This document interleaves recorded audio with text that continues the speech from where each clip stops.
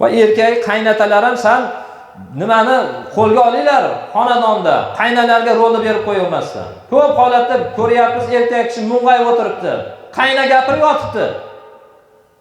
Qaynata mayatda yotibdi, turibdi. Qayna va qilib yotibdi.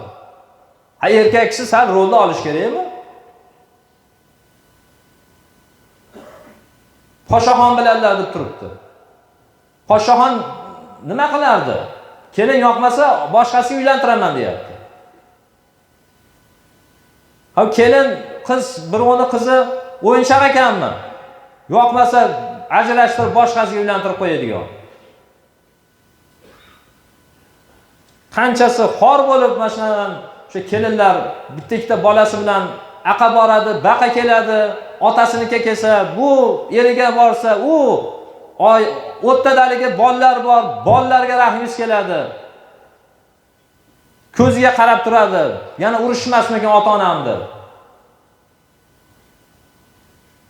Ha, bolalar uchun ham yashash kerak edi.